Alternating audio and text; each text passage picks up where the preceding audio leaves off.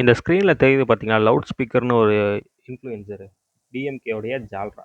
சரிங்களா? இந்த அம்பனி என்ன சொல்லியிருக்கிறாங்க, இந்த மாரி டிவிகே மட்டும் ஜெயிச்சதுன்னா, நான் என்னுடைய சோஷியல் மீடியா அக்கவுண்ட் எல்லாத்தையும் டீஆக்டிவேட் பண்ணிட்டு, இனிமே சோஷியல் மீடியா பக்கமே வரமாட்டேன். எந்த பிளாட்ஃபார்ம்லயும் இருக்க மாட்டேன் அப்படின்னு சொல்லிட்டு ரொம்ப உதார விட்டாங்க. தமிழ்நாட்டையே காப்பாத்துனது திமுக தான். தமிழ்நாட்டுல எல்லாரும் கோமணம் கட்டிட்டு இருந்தோம். ஜட்டி போட்டு விட்டது, சட்டை பேண்ட் போட்டு விட்டது எல்லாம் கருணாநிதி, ஸ்டாலின், உதயநிதி. அப்புறம் இந்த இன்பநிதி தான் நம்மளுக்கு எல்லாத்தையும் செய்ய போறாராம். நம்ம தமிழ்நாட்ட அவர் தான் தூக்கி நிறுத்த போறாராம். எல்லாரும் நல்லா இருக்கிறோமா, யாருமே கஷ்டப்படலையாம்.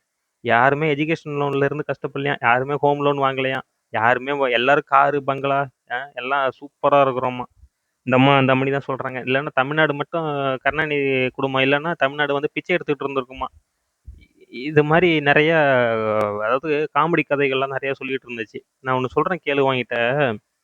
இங்க பாரு, அவன் அவன் உழைச்சி அவன் அவன் அம்மா அப்பா நகையை விற்று கொள்ளையை விற்று வீட்டை விற்று அடமானம் வச்சு தான் படிக்க வச்சு டாக்டராக இருக்கான், இன்ஜினியராக இருக்கான். இன்னைக்கு அப்படி தான் தமிழ்நாட்டில் இருக்கிற ஒவ்வொரு குடும்பமும் மேலே வந்திருக்கிறாங்க. சரியா?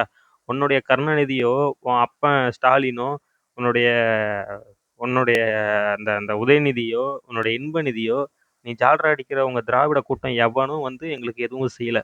பர்சனலி எனக்கு எனக்கு தெரிஞ்ச இந்த தமிழ்நாட்டில் இருக்கிற எல்லாருமே அவன் அவன் கடுமையான உழைப்புல அவன் அவன் அம்மா கழுத்துல இருக்கிற தாலிக்கயிறு செயின் எல்லாத்தையும் அடகு வச்சு தான் படிச்சு மேலே வந்தான். நீ தற்கொரி. நீ பேசி பேசி உனக்கு காசு உனக்கு இப்படி பேச சொல்லி காசு கொடுத்துருப்பானுங்க. காசை வாங்கிட்டு பேசி வயிற்ற வளர்க்குற சோறு திங்கிற உனக்கு வெக்கமே இல்லை. உன்ன மாதிரி எல்லாரும் வாழ முடியுமா? உன்ன மாதிரி எல்லாரும் மானங்கெட்டு வாழ முடியுமா? கஷ்டப்பட்டு படிச்சு இன்ஜினியர் ஆகி டாக்டர் ஆகி இன்னைக்கு வாழ்ந்துட்டு இருக்கோம் நாங்க. இதுக்கு காரணம் திமுகவும் கிடையாது, உங்க ஒப்பனும் கிடையாது. சரியா? வாய்க்கு வந்ததெல்லாம் பேசக்கூடாது. ஆ? நீ சோறு தான் திங்கிறியா? உன் மண்டையில மூளை இருக்கா இல்ல பீ தான் இருக்குதான்னு எனக்கு தெரியல. அநாகரிகமா பேசக்கூடாதுன்னு நினைக்கிறேன்.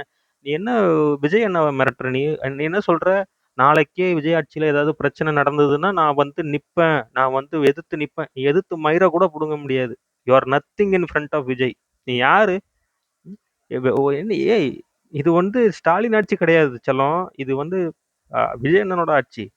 புரியுதா? விவசாயிங்களுக்கு மீத்தேன் ஹைட்ரோ கார்பன் திட்டத்துல கையெழுத்து போட்டு இன்னை வரைக்கும் அந்த விவசாய நிலங்கள்ல எத்தனை பாதிப்பு இருக்கு அதனால. ம்? உனக்கு ஒரு மயிரும் தெரியாது. தஞ்சை டெல்டா மாவட்டத்துல பிறந்தவன் நானு. விவசாய குடும்பத்துல பிறந்தவன் நானு. புரியுதா? எங்கேயோ உட்காந்துக்கிட்டு வீடியோ மயிர் போட்டுக்கிட்டு கிடக்குற. இது வந்து ஸ்டாலின் ஆட்சி கிடையாது. புரியுதா? வச்சாங்களாம் ஆப்பு. மக்கள் நினைச்சா ஸ்டாலினை மட்டும் இல்ல, ஸ்டாலினோட கொப்பனையும் தூக்கி எறிய முடியும். மொத்த அல்ல கைகளுக்கும் வச்சாங்களாம் மக்கள் ஆப்பு. புரியுதா? இனி திமுக மயிர கூட வராது. சரியா? உன்னால என்ன பண்ண முடியும்? நீ சொல்ற மிரட்டுறியா நீ? நீ மிரட்டுறியா நீ? இல்ல கேக்குற நீ மிரட்டுறியா? முதல்ல டிவி கேக்கு சப்போர்ட் பண்ற.